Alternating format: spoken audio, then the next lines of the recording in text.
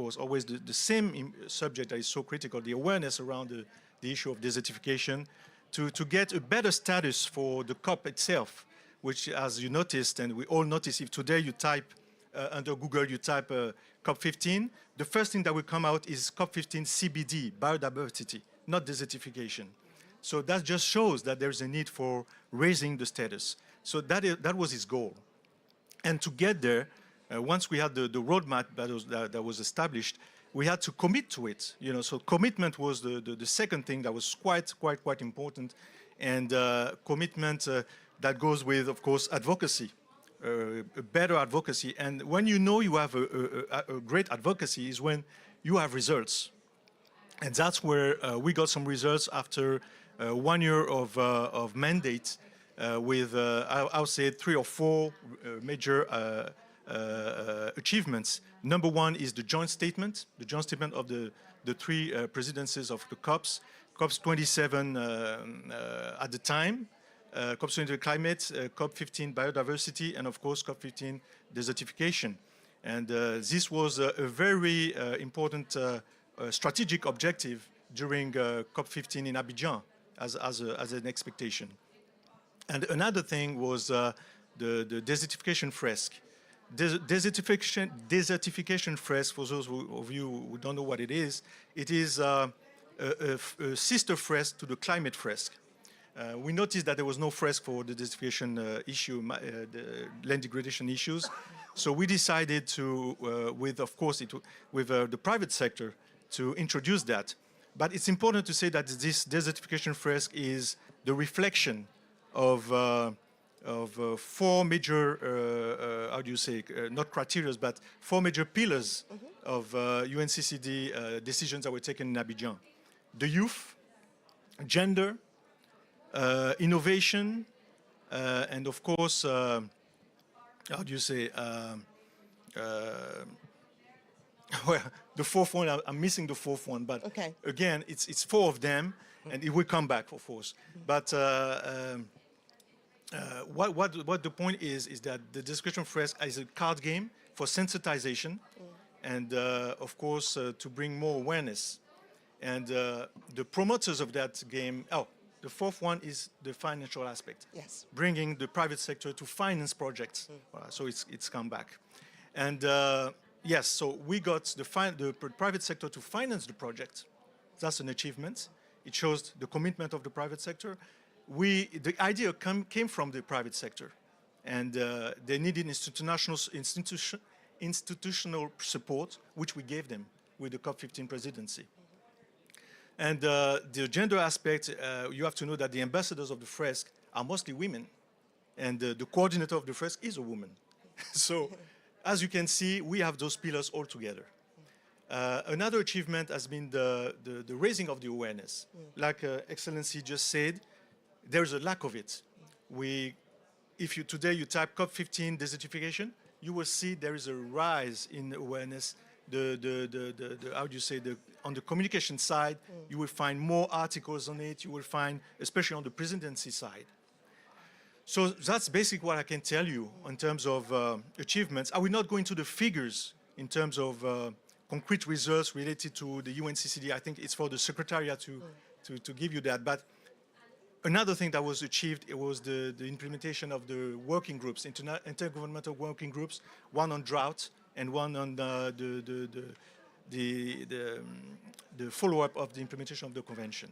Thank you. And what did the working groups do? Because we always hear, study groups, working groups, research groups. What actually did they do? Yeah, well, they went through data, they collected data, and they make strong recommendations. And those recommendations, since they're still working at it, I cannot share them with you right now, but they will be translated into strong decisions to be adopted during COP16. I'm going to push you one more time, only because that is my job, and that is what people would be asking anyway. So those recommendations haven't been implemented yet? Not yet? Not Some have, but not all of them. Okay. The most of them should be, how do you say, should be implemented after COP16. Okay. Yeah. Okay, thank you very But much. to just give you this, an example of what has been implemented, like I said, if you take the COP presidency on its side, we are managing with a small project that will become big very soon, let's hope, is the distribution fresk, bringing people together, bringing the private sector with the public together to get to somewhere. Yeah. One more question. Yeah. Please. People say, you know, bringing the public along, as if it's some major achievement. Why weren't the public involved in the first place? Can you answer something like that? Because they're the ones that are doing it, that are living it. For example, why weren't the farmers, you know, brought along? What have you learnt? It's difficult to say, but I must say that regarding the presidency itself, like I said, it really is a matter of charisma. It's a matter of determination. It's a matter of, those are the foundations, you know. If you want things to move forward, if you want to bring change, you have to be committed, fully committed, you know. And I think that's maybe one of the reasons why you haven't had too many people, you know, aware of that, maybe. Like you said, the farmers, maybe, and because they need to have, you know, leaders ahead to tell them, look, this is what we should be doing. This is where we should be going. Come with us. You are the answer. And again, the people are the answer. The youth is the answer, is the solution. We are not the solution, but we need people. Mr. Francois, you can relax now. Okay. So you heard there about a joint, an agreement to essentially bring the three COPs together. I tweeted that or X'd that, I don't know what you say these days, but I X'd it. And I had a lot of private messages from people within my industry who didn't want to admit that they didn't know, saying, what do you mean, the three COPs? You're at the COP. They did not know that there were, and I keep saying this, and I'm sure people who've been with me in sessions, the public do not know that there are three COPs. It's as simple as that. And I think once you can break that barrier, you really do start to break through in terms of communicating. Because even a lot of statements that come out, it just, you know, they brush it aside. All they think about is COP, the next one. You know, they don't think about the others that are doing amazing work and are essential. So that's just an insight from the other side. Ms. Barbosa, three COPs coming together, what would that mean for you? What would that mean for you? I mean, you work obviously in a very unique environment. The biodiversity is so rich. It's so well documented what is taking place in Brazil, what has taken place. What have you seen? What is ReGreen all about? And what will the three COPs working together do for Brazil? So first of all, thank you so much for the invitation. It's my second time here at G20, so I'm pretty honored to be here. So first, I want to talk a little bit about ReGreen, because just for everyone to understand where I'm coming from. So ReGreen is a Brazilian company, and we are working in Brazil to do restoration of degraded land. But we are doing so in a way that we can have a profitable activity. So our challenge there is using the existing financial mechanisms and trying to actually do restoration large scale and actually be able to return to our investors with some kind of return. So we are a for-profit company. And I think that's our first challenge in how we actually get scale up and do land restoration. We're mostly working on pasture. So we're working in the Amazon and the Atlantic rainforest, working for the pasture for cattle raising.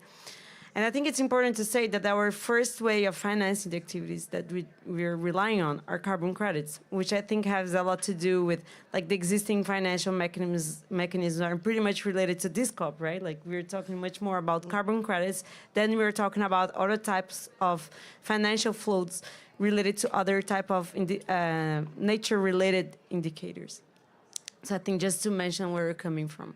I think that and then I will give you like another anecdote. So when I started working with restoration, I'm a lawyer, so I actually started working with restoration like 2 years ago when I joined the company. And it's interesting to say that the thing you just mentioned about like how like how the rankings of the COPs but are implemented. So I first was asked about, so what's going to be your strategy for COP27, like last year in Egypt? Then we started talking about the COP of biodiversity. But I was never, like, that's the first time I've been asked about the COP of desertification. Not that I didn't know about it, but it's just a thing that in the corporate world, people don't talk that much about desertification. So I think that's just one thing that is interesting, and I'm just repeating all my colleagues here, that we really need to raise awareness. But on the other hand, we really need to be very cautious on how we're actually going to talk about the joint COPs and work through, like, find transversal activities like restoration. Restoration is something that can work for biodiversity, it can work for climate, and it can work to tackle the challenge of desertification itself. So we have to find those transversal activities, but also try to create like those financial mechanisms that are kind of addressing the three issues at once.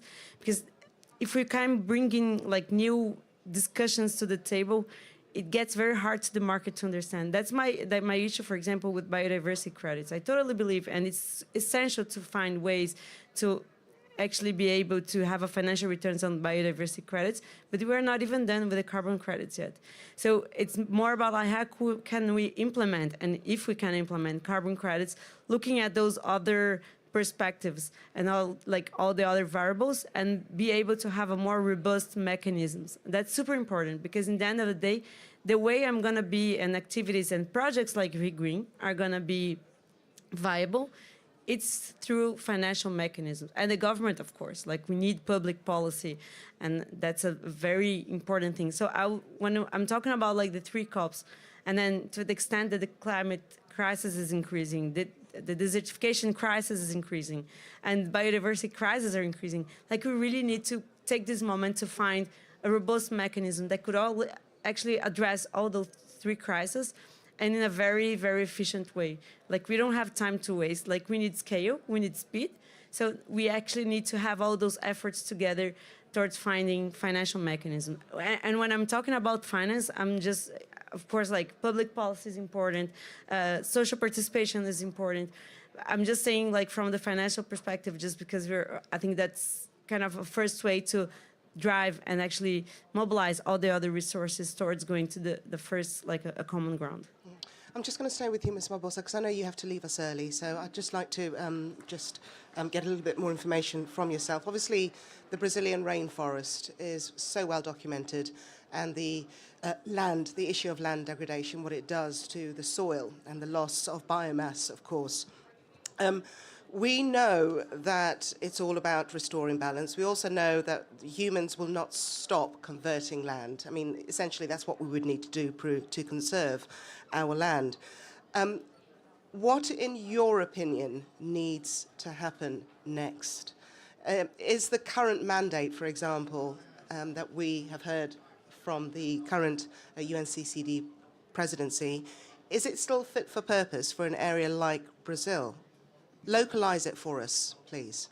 So I think I can talk a little bit about the Amazon, but I also want to talk about other biomes, because I think that's that when it comes to a country like Brazil, where like everybody relates Brazil to the rainforest, there is an issue that you stop having public policy and financial resources towards other biomes, and the other biomes have people, and the other biomes have also like food security issues. So it is really important for us to kind of detach the Brazilian discussion also from the rainforest. But also, like, coming back to the rainforest, we do have a risk of savanization. So it's also an issue of like, if we stop, like if we continue with deforestation rates, if we continue with not having restoration, it can come to a point that the rainforest is no longer a rainforest. And then we're back to the game to talk about desertification and land degradation.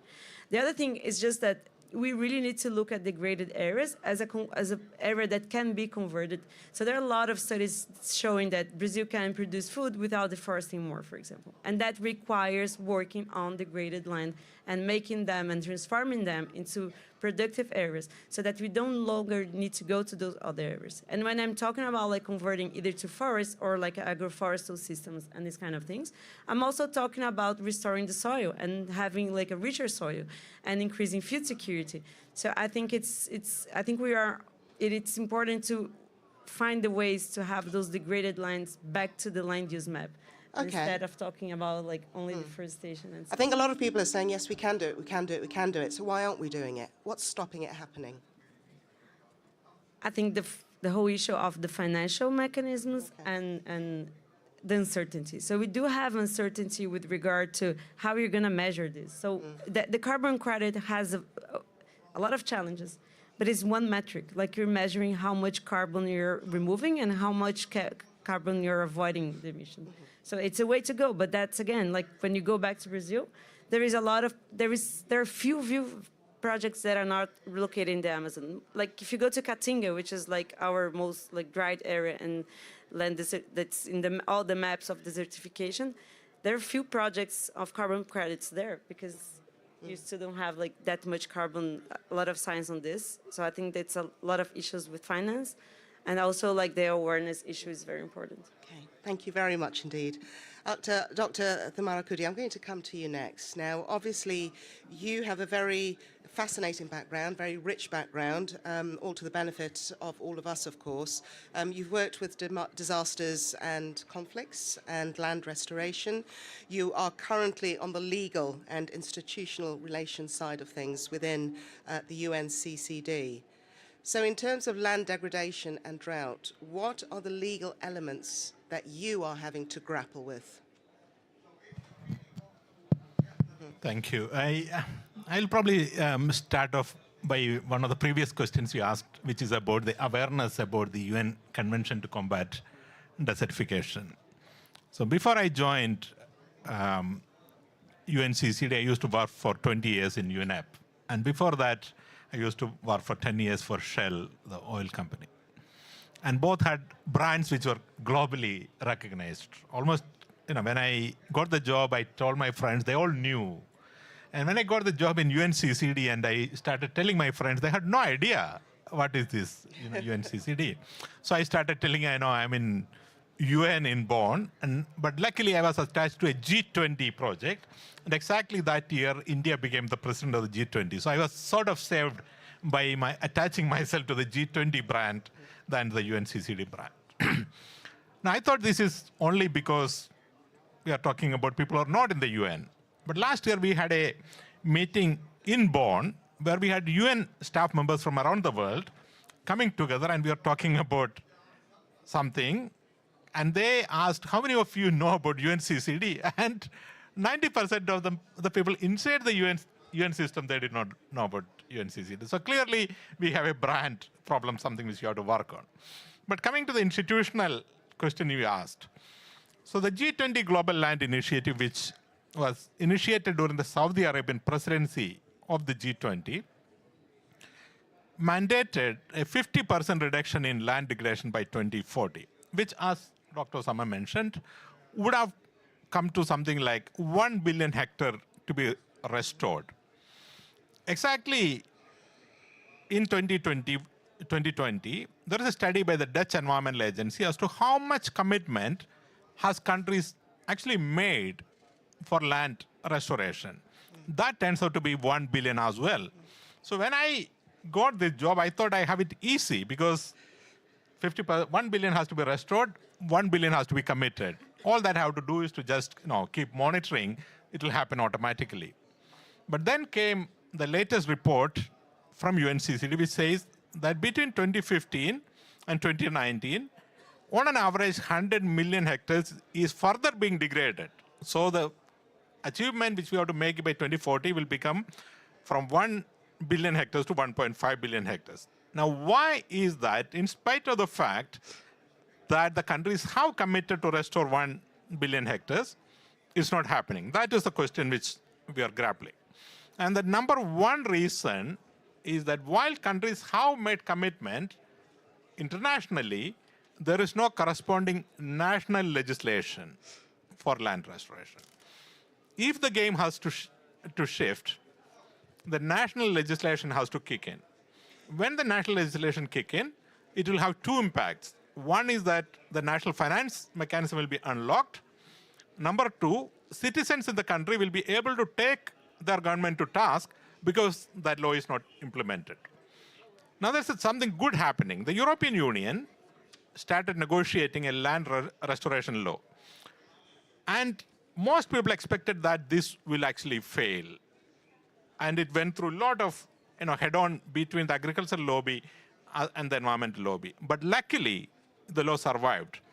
Once the environmental law the restoration law in Europe kicks in, suddenly we have more than 24 countries which have national legislation on land restoration. And that will start to shift the game. And I'll make one final point. Now we want to take this national legislation globally. So our theory of change is that when we shift the national legislation at least 100 countries, then suddenly you will start to see changes.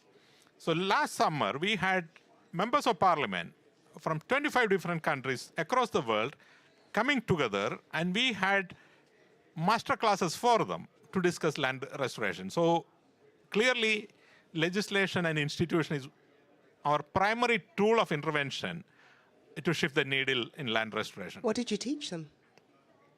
Very interesting. First of all, they did not know that land is such an interesting issue. For example, first of all, we taught about UNCCD. We are also here. That big building out there is UNFCCC, I don't know, 15 floors high. And these 3 floors of this building is UNCCD, but we also exist. So that's number one. So they had awareness. But then they said, we were never trained by anybody because everyone assumed that members of parliament know everything. And said, we are very happy. We actually took them into the field.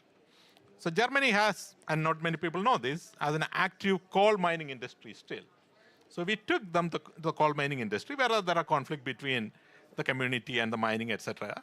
But they're also very active restoration. We actually showed them how land is being restored, how this 30 centimeter topsoil is harvested, kept apart, how the mining industry is actually going to the sweet potato industry, washing centers, and buying in the soil which is stuck onto the sweet potato so that they can reuse it, and how carefully they are restoring this. Then we had master classes from the former president of Costa Rica, who said how, by following green policies, the GDP can be increased. We had lecture from Dr. Shashi Tharoor, who worked both in the UN as well as in the national parliament, as to how we can use parliament as a tool to change focus on land restoration, including on mining. So yes, it was a very rich program.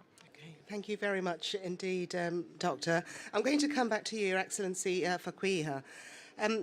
Saudi Arabia, we're in the UAE. Many people have asked that question about, basically it's so hot. I mean, the land. I've been looking, for example, as I've been walking around, and I'm studying the plants, and I'm thinking, why haven't we got mulch around these plants? Very simple things.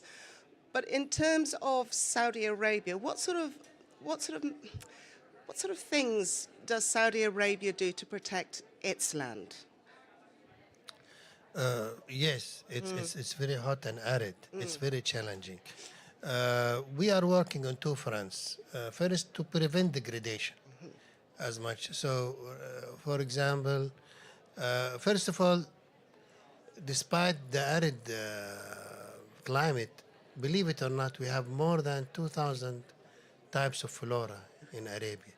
Because Saudi Arabia location is between Africa, Europe, and Asia. And through migratory birds, winds, and other animals, they bring the seeds. And the seeds lands in the land. We have also mountain, and we have humid coastline, and we have internal valleys. So there was a variety of topography and others. So many of those plants found a suitable conditions to thrive. So now currently we have approximately 2,300 species of flora between trees and bushes and other types. So there is the flora that has adapted. We actually halted illegal logging because before we had a massive illegal logging, and it's detrimental because we have few trees. So a tree is a whole ecosystem supporting insects, birds, and also microbes at the roots. So it's very valuable. So we really we really halted that and encouraged alternatives for that.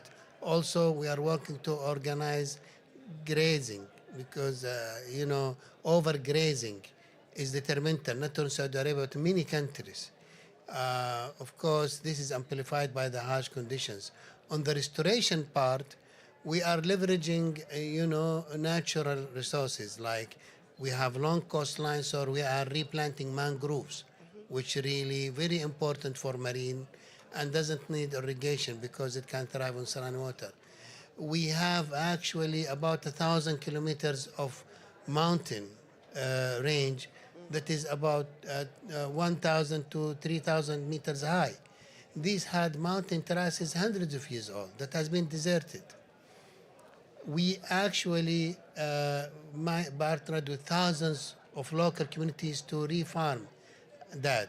And believe it or not, the farmer tell us, we had wells here that are dry for decades after we implemented water harvesting. Now the rain is being captured. We are supporting farming and the wells are back. So we are also using wastewater, treated wastewater, use tertiary treatment and use it for irrigation.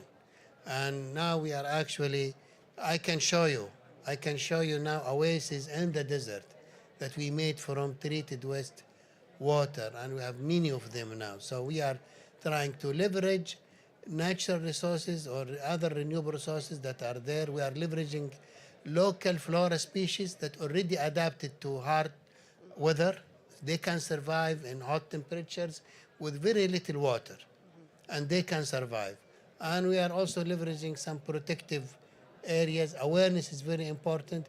We are engaging local communities. We used to have, actually, we call them green leagues, which is locals who come together to protect land. And when we started, we had 4 or 5 in the kingdom. Now we have more than 200 of those. NGOs, environmental NGOs. When we started, we had about 2 or 3. Now about 50 now. So we are really partnering with them. The private sector, 50% of our greening is done through the private sector.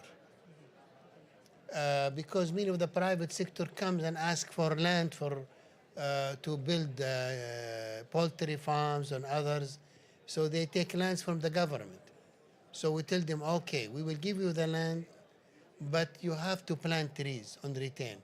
So I think I go back to Mariana. We have to find a model where the business is engaged.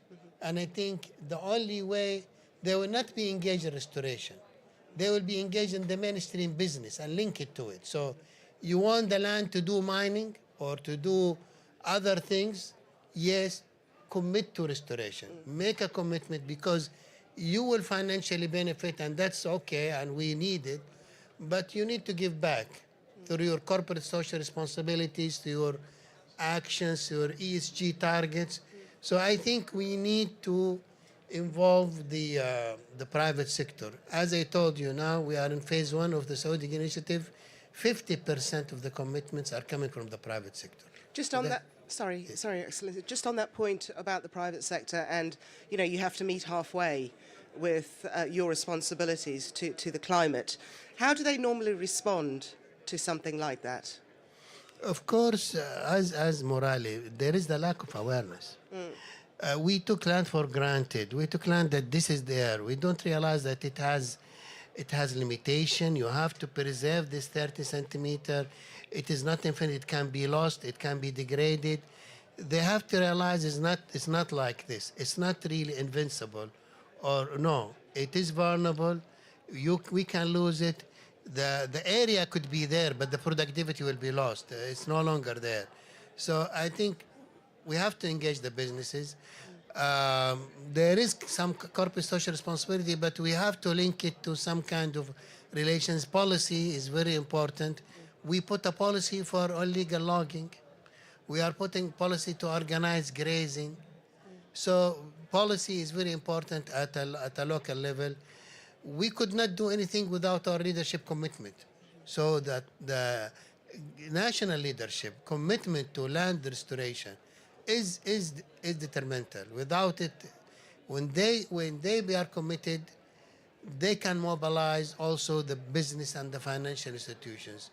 I think legal frameworks is very important, and what the Ivory Coast is doing is wonderful. We need that. But we need to complete the equation by involving the private sector and the financial institution and find a way to mainstream it. Your Excellency, thank you very much. I'm going to open up the floor very quickly because we've only got Ms. Barbosa for a matter of minutes before she has to leave us. Are there any questions that anybody would like to pose at the moment? Yes, of course. Microphone's coming. There we go. Could we start with your name and organisation, please? Yes, actually, good afternoon, first of all, everyone. I am Hamad. Actually, I'm just here from Abu Dhabi University. My question is from His Highness Dr. Usama. We are really excited to hear about another important COP coming up in the region. So what are the opportunities for the young people to participate and contribute to the COP16? Thank you, because really the youth and women and other members of the community are very important, and we have events for the youth. And we would like the youth to come because it's your future.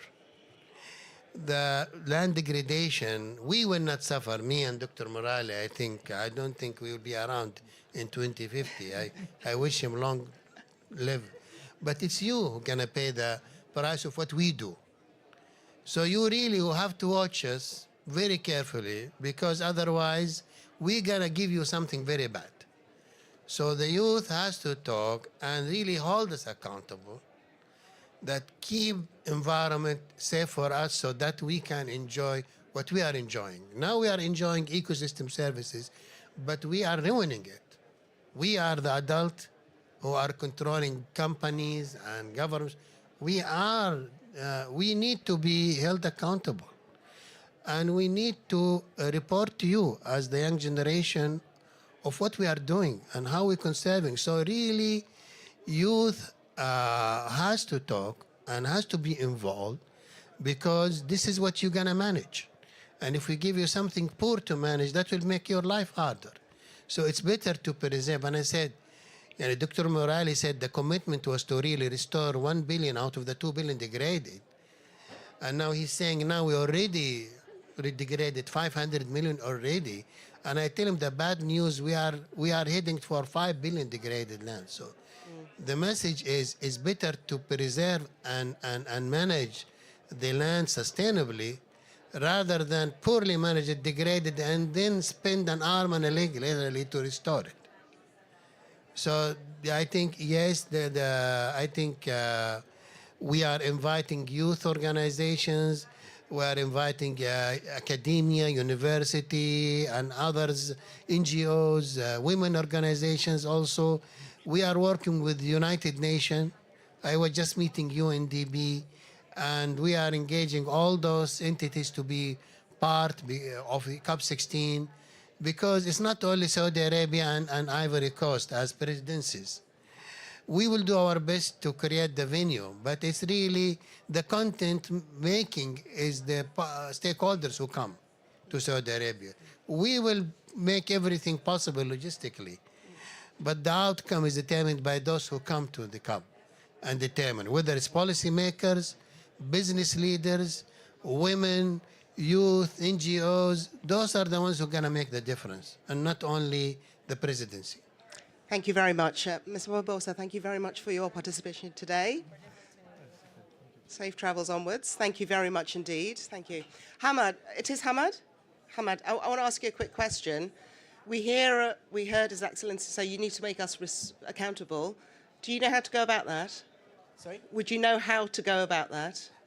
Yes, I just only have one more thing to know. Like, as you said, you will gonna invite universities. So it will be like from all over the world or only related to Saudi Arabia? No, it's a global. COP is global. 196 or 198 countries and hundreds of organizations. It's global. As a number of my colleagues mentioned, UNCCD COP is the third COP, in addition to climate and biodiversity. And we are not having the engagement, to be honest with you, at the level of the importance of the issue.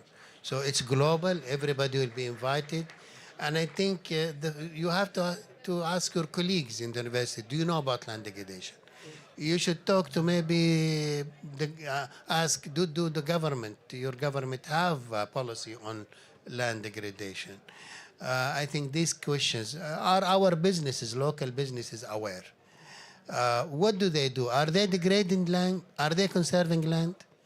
Do they have internal corporate policies of how to deal with the land when they come and exploit it? And I think this is the kind of questions you should be asking. Thank you very much, Your Excellency. Thank you. Monsieur Francois, in terms of the stakeholders, what experience did Ivory Coast have as presidency of the UNCCD in terms of bringing on new stakeholders, and what worked and what didn't? Thank you. Regarding the stakeholders, I think we managed as a presidency to bring all the major ones, at the table. And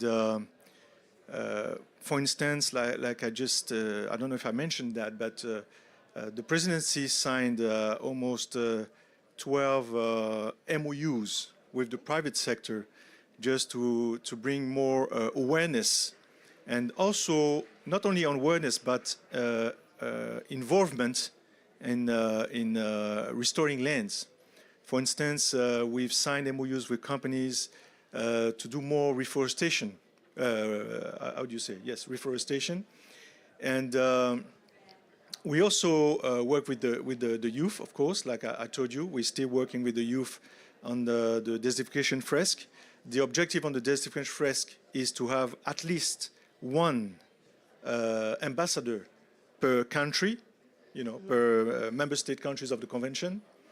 And that's another example of involvement with the youth. Regarding the women, it's the same. Like I said, on the desertification fresk, which is our major project right now. We have more women than men engaged in that project, so as ambassadors. Again, yeah, I think we have all stakeholders. On the financial side also, we're trying to do our best with the Great Green Wall, for instance. Mr. Donvaye was at the ministerial meeting in Abuja, in Nigeria, a few weeks ago, ministerial meeting on the Great Green Wall. To raise awareness again, to bring financial institutions together, and with more investment on the Great Green Wall. But you also have projects like the Hydra, which is the International Drought Resilience Alliance, also where we are committed. You have the MGI also, Côte d'Ivoire is involved in that. And yes, I think with the stakeholders, we're doing a great job right now. And the best example of that is, like I said, the project we are following up and we are implementing right now as a presidency. Okay. Yeah, thank you. Thank you. Dr. Tamara Kudi, in terms of the commitments, I was speaking to somebody earlier and they said, we're doing absolutely fine on commitments. We just heard about the MOUs, we've heard about the pledges, et cetera, but we're actually very poor on action, and time is running out when it comes to drought. So when you are carrying out your coordination work, what is the biggest challenge that you face? Because a lot of the public don't understand why they're not seeing more action. So moving it forward, what can be done? What should be done? Now, when we look at the country commitment, as I mentioned, there are 115 countries are committed between themselves. They're committed to 1 billion hectares. Now, we did a very rough back of the envelope calculation. How much would it cost to restore that land? If you have to take a very low end of the spectrum of cost of restoration, about $1,000 to $1,500 per hectare for restoration, that translates to $1 to $1.5 trillion for restoration. Now you look at the conventional flow going into land restoration is nowhere near that. Now, when we talk about land restoration, we often talk about climate finance. You look at the entire range of climate finance, that doesn't come to this, but only less than 5% of that is actually going to nature-based solution. So clearly, it's not going to come from the climate finance angle. It's not going to the biodiversity finance. What is prescribed is $30 billion, and that has many commitments. And even if you take one third of that, that again is not going to make $1 trillion. So that $1 trillion will have to come from private investment. And that private investment will come when land restoration is not a net negative activity. It has to be net positive. How can we do that? So one thing which we are currently thinking, we are building it from the oil industry background, which I have, is to look at these 2 billion hectares which has been degraded and create a restoration prospect map globally using artificial intelligence and finding that certain part of the world, land restoration will be net negative. Clearly, public finance will have to go there. But there may be part of the world where land restoration can be economically positive. For example, the agricultural land, if you improve agricultural land, it increases productivity, and therefore that can pay for itself. If you go to urban wetland, restore urban wetland, it will increase property values around, it can be profitable. If you go to degraded mining, the mining industry has already made money, and therefore they can pay back for restoration. So there could be 300 to 400 million hectares of land. But where is that land? Identifying using AI modeling where there can be net positive return from restoration. And then bringing in the private sector actors to do the restoration. So we are dreaming of creating an entirely new restoration industry. On one side, giving them intelligence, on the other side, showing them the financial pathways. This is the dream we have. Thank you very much indeed. Right, to the floor. Do we have any questions, please? Yes, lady at the back. Oh, are you sure? Yes, sir. I wonder if we could just, the microphone is behind you. Thank you very much indeed. Thank you. Yeah, thank you very much. My name is Stephen Moe from Uganda. I really want to thank the panelists, His Excellency, and G20 initiative, and the COP15 representative. I just want to say that really the key words that I've had is more awareness, more commitment, and also reversing the degradation, which is now possibly heading to 5 billion, and we must get this done. I think the opportunity we have is COP16, and my question is, how do we plan to make COP16 a real turnaround?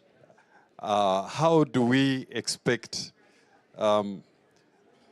Saudi Arabia, which is the host, to really play its role and get a meaningful outcome, to greater awareness, to greater commitment, and also political commitment and a high-level involvement? This is critical to achieve what we have been able to talk about here.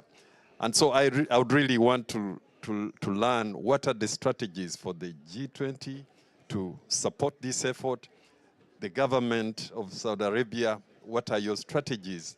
And I've had the stakeholder involvement, which you are appealing for. How can we make this a reality? Really, this is something that I would be interested to know. Thank you. Stephen, thank you very much. So, Dr. Fakui, I think they're expressing what a lot of the world is also reflecting. Yes. That is frustration. I think there are two pathways. What Saudi Arabia is doing and what the rest of the world should be doing. I mean, from now until December. Our strategy, we are working very closely with UNCCD, with the land initiative with those entities who are really closer to the issue with the United Nations organizations to really raise the awareness. We are here today as part of our, we are leveraging the Climate Cup, because the Climate Cup, we know it's a big crowd, there is a lot of awareness about the climate, that there is interconnectivity between land and climate change. So we are leveraging this opportunity to come here and address the audience to raise the awareness about the land degradation issue. We are engaging the business community, financial community. We have a plan now with World Economic Forum to have an event on land degradation and have an audience of the business and the financial community and the policy holders. So we have, I was in Samarkand, and I think Mr. Ibrahim, 2 weeks ago with the, the CRIC, the committee that follow on the implementation of COP15, where we engaged many stakeholders. So I think our strategy is engagement, engagement, engagement. Engaging, media, engaging bilateral meetings and multilateral organizations, the business community, the NGOs. So we will continue engage from now until December. But one country can do that much, and also our strategy is to really attract as much as possible from the stakeholders to be there, from all the stakeholders, the international organizations, the scientific community, the business community, women and the youth, as we talked, the academia, to be there, the policymakers. Of course, there is the formal negotiation track that will be there, but together with that also we're trying to get everybody there. But I think everybody, I think international organizations, academia, member of the government, I think you in Uganda, your job is to go back and propagate the message to Ugandan officials who would like Uganda to have a strong presence in COP16 and be part of the solution, having a pavilion showcasing the challenges or the good stories that you want to share or yours. And I think everybody should be engaged. The success of COP16 is not based on Saudi Arabia alone. It's really the whole world, everybody. I think we and UNCCD doing as much as we can, but no matter what we do, it will never be a success without everybody's engagement. Thank you very much. Dr. Tumurakudi? I once heard that one of the best out-of-the-box idea is to look inside the box and implement what has already been committed. I think as we think of COP16 and how do we reach there, we should do an honest stock take of the previous COPs and also other initiatives happening globally. Before we go into a commitment, what is that we have committed in the past and what has worked and what has not worked? And I'm sure there are a lot of examples of things worked. And we should work on that on almost like an appreciative inquiry basis. That if something is working, then do more of it. And something is not working, try to find out it is likely to work, because there's no point in keeping on committing when it's unlikely to be implemented. So doing a honest stock taking, I think, is very important. Number two, bringing the private sector angle in a big way is important, because COP is mainly seen as the governments talking to government. But this time, for the first time, I understand in this COP, for example, the number of people in the industry has grown absolutely dramatically here, especially from the fossil fuel. There's a BBC article on that. Now, where is the restoration industry? Where is the industry which underpins land restoration? Is it the agricultural industry? Is it the mining industry? Is it the urban land use industry? So we have to either define or design that restoration industry and get those people to come into the COP and show them the huge opportunity of this trillion-dollar economy emerging. And then they will unleash the private sector creativity to achieve the targets. Thank you very much, Doctor. Thank you. Hamad, there was something here that I started to talk to you about it, and then we continued along another path. But as the doctor was saying there, an inquiry, I asked you earlier, do you know how to hold those in power within climate change to account? The good doctor at the end said, you have to hold us accountable. Do you know how you would do that? Could we have the microphone, please?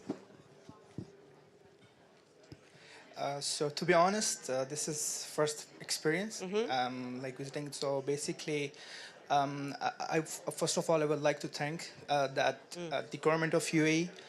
They have took this initiative to engage the youth, to invite students from all over the universities, so that we can know. And if you want me to be honest, before that, we are not aware of the things that we are doing about the land restoration and happening all of that. But being here, attending events, exploring stuff from the last 7 days, I came to know a lot. And that's why the reason that I asked the question from His Highness Dr. Osama, that like now, from now on ahead, what would we can do more to know more about that? Because as if he's thinking about us, so there would be and we should also have to take the initiative to go through that, and then we have to pass this to next generation as well. Right. Could I suggest something? Yes. Why don't you get together with your colleagues and suggest that at future COPs you hold something that very much like the doctor said, and you have a COP inquiry where you look at what was put down as a pledge and how far they've come along with that pledge. Have a think about that. Go back to universities and your colleagues and say, listen, how can we do that? Like a youth court for climate change. This is what, this is what I was thinking of as Okay. like... I'm going to, just before we end, ladies and gentlemen, I know it's just past lunchtime, but I just want 3 people, please. The lady at the end with the glasses, I'm going to choose, I need a gentleman. Hamad, could you sit down for me? Just like, the gentleman with the blonde hair there. And I need one more person at the back. It's always the people at the back, isn't it? Could I have you, madam, as well? The madam, yes. What I'm going to ask is, and we'll start with you, your country, please, and your knowledge of a land degradation issue within your country. Stand up, please. Yeah. There we go. Hi, everyone. Sorry about that. My name is Priyanka Tilak. I am originally from Mauritius, which is a tropical island experiencing high degrees of sea level rise. I think that would be the most pertinent issue for them in terms of land degradation. But I think the awareness is raising slowly in terms of implementing initiatives mentioned by one of the panelists in terms of mangrove restoration, having more community-level engagement and determining what are the main issues and priorities for the communities in terms of building that sustainable sort of development. So I think it's slowly growing, and I think one issue that for us we would like to see more of is the engagement of women and girls in terms of being consulted meaningfully and fully for what are their main priorities within these initiatives to make sure that they're not left behind and their needs are not ignored. Thank you very much. And do women have equal land rights in Mauritius? In terms of land tenure, not completely, but we're getting there. Thank you very much. To the gentleman with the blonde hair, please. Hello, I just popped in. You weren't expecting this. No problem. I'm from Lithuania, somewhere in the Baltic states. Maybe one fact that, we are a country of rain. We have plenty of that, but around 80% of our land is facing desertification. And, the organic matter is less than, 1 or 2%, which is sad. So that's enough. Do they have measures in place to try and protect the land from being destroyed and degraded? Probably, but it's definitely not working. Okay, thank you very much. And we will get one more. I'm going to choose you at the back. Yes, if we could just pass the microphone. Your country, please, and a land issue, a land degradation issue. I'm from India, and I've been living in the UAE for the past 18 years. So basically, I think that the one major land degradation issue that people face is basically with respect to the farmers. I would say that farmers are facing a lot of issue in growing crops. So because India is majorly an agricultural country, I think that's where we should focus on with respect to land degradation, to make sure that farmers do have land to grow food. Thank you very much. Thank you, everybody. Thank you for your time. And thank you very much to our panel. Thank you, Dr. Osama Fakir, Monsieur Curtis Jean-François, and Dr. Murali Tabarakudi. Thank you. Thank you.